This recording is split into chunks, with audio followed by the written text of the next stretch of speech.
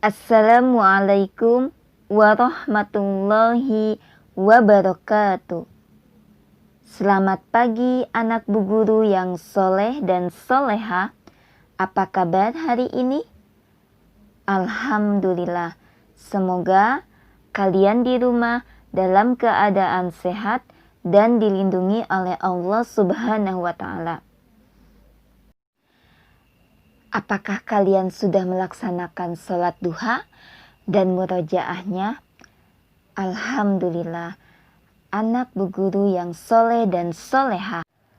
Hari ini kita akan melanjutkan tematik 4E, subtema 2, PB 3. Untuk anak-anakku yang soleh dan soleha, dipersiapkan alat-alat tulisnya dan buku paketnya.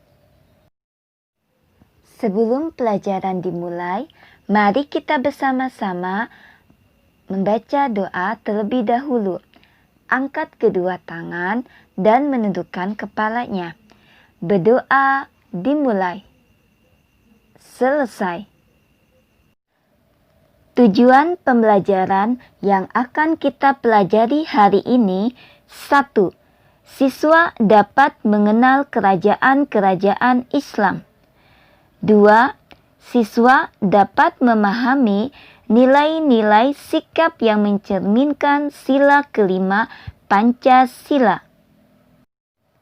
Sekarang kalian dibuka buku paket halaman 55. PB 3. Di sini kita akan mempelajari tentang kerajaan-kerajaan Islam di Indonesia. Yang pertama adalah Samudra Pasai. Samudra Pasai merupakan kerajaan Islam pertama di Indonesia. Kerajaan Samudra Pasai letaknya di Pulau Sumatera, tepatnya di ujung utara Pulau Lhokseumawe, Provinsi Nanggroe Aceh Darussalam. Raja pertama atau pendiri kerajaan Samudra Pasai yaitu Sultan Malik As-Saleh. Pada tahun 1267. Pada saat pemerintahannya, ia berhasil menggabungkan dua kota besar, yaitu kota Samudra dan kota Pasai. Beliau wafat pada tahun 1297. Setelah wafat, jabatan kerajaan Samudra Pasai kemudian digantikan oleh putranya, yaitu Sultan Muhammad Malik Az-Zohir. Muhammad Malik Az-Zohir memerintah pada tahun 1297 sampai 1326. Setelah itu, kekuasaan kemudian diganti oleh Sultan Ahmad Malik Az-Zohir yang kedua. Ia memerintah pada tahun 1326 sampai 1348. Pada masa pemerintahan yang dipimpin oleh Sultan Ahmad Malik Az-Zohir II, kerajaan Samudra Pasai berkembang pesat dan terus menjalin hubungan dengan kerajaan-kerajaan Islam di India maupun Arab. Pada abad ke-16, bangsa Portugis memasuki perairan Selat Malaka dan berhasil menguasai Samudra Pasai pada tahun 1521 hingga pada tahun 1541. Yang kedua, Kerajaan Aceh Darussalam. Aceh yang terkenal dengan sebutan kota Serambi, Mekah. Kesultanan Aceh didirikan oleh Sultan Ali Mugoyat Shah pada tahun 1496. Kesultanan Aceh mengalami masa keemasan pada masa kepemimpinan Sultan Iskandar Muda pada tahun 1607 sampai 1636 Masehi. Nama kecil beliau adalah Perkasa Alam. Ibundanya bernama Putri Raja Indra Bangsa atau Paduka Shah Alam. Ayahnya bernama Sultan Masyur Shah. Sultan Iskandar Muda dikenal sebagai raja yang sangat tegas dalam menerapkan syariat Islam. Pada masa kepemimpinan Sultan Iskandar Muda mampu memperluas wilayah sampai ke semenanjung Malaya, seperti Johor, Pahang, dan Kedah. Yang ketiga, Kerajaan Demak. Kerajaan Demak adalah kerajaan Islam pertama di Pulau Jawa.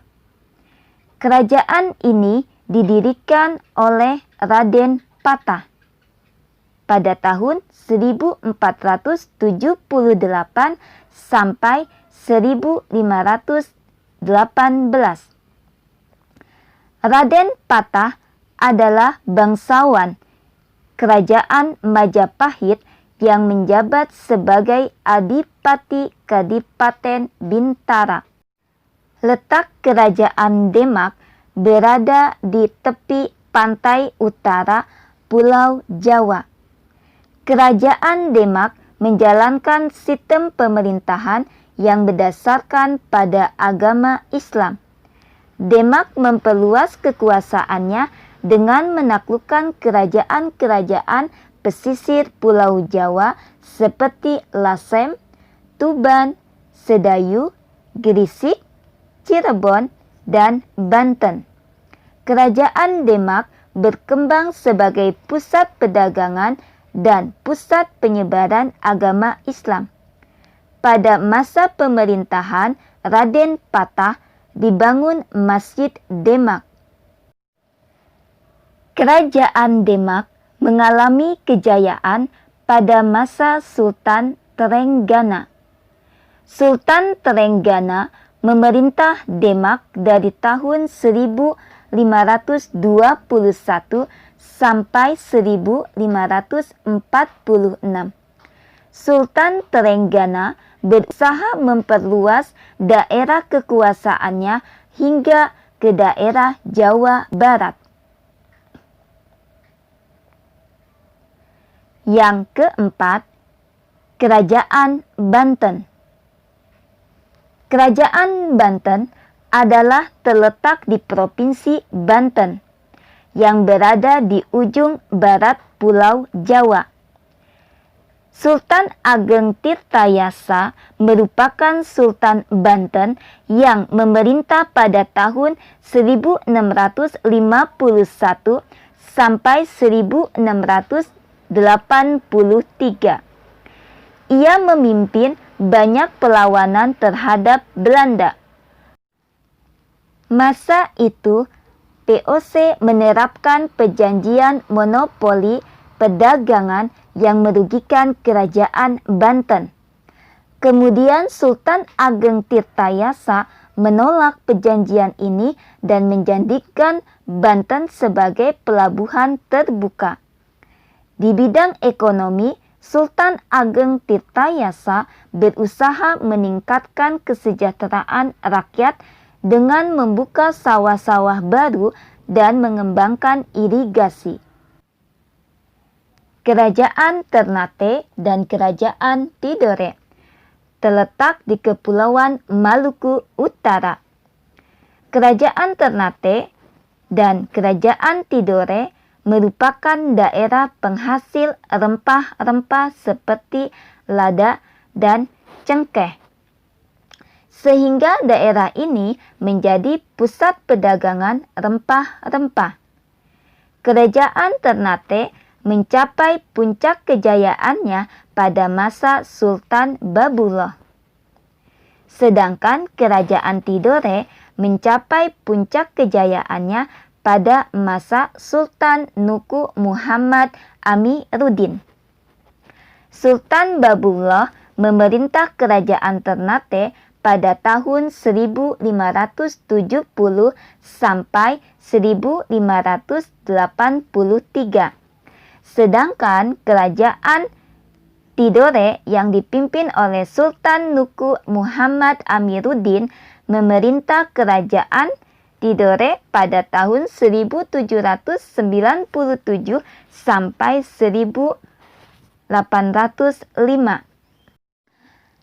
Selanjutnya, kalian dibuka buku paket halaman 59 tentang Pancasila, sila kelima, yaitu keadilan sosial bagi seluruh rakyat Indonesia. Sila kelima dilambangkan dengan padi dan kapas. Padi dan kapas menggambarkan kebutuhan dasar manusia, yaitu pangan padi dan sandang kapas. Nilai-nilai yang terkandung dalam sila kelima Pancasila. 1. Mewujudkan keadilan dalam kehidupan bermasyarakat dan bernegara. Meliputi bidang politik, ekonomi, sosial, budaya, dan pertahanan keamanan.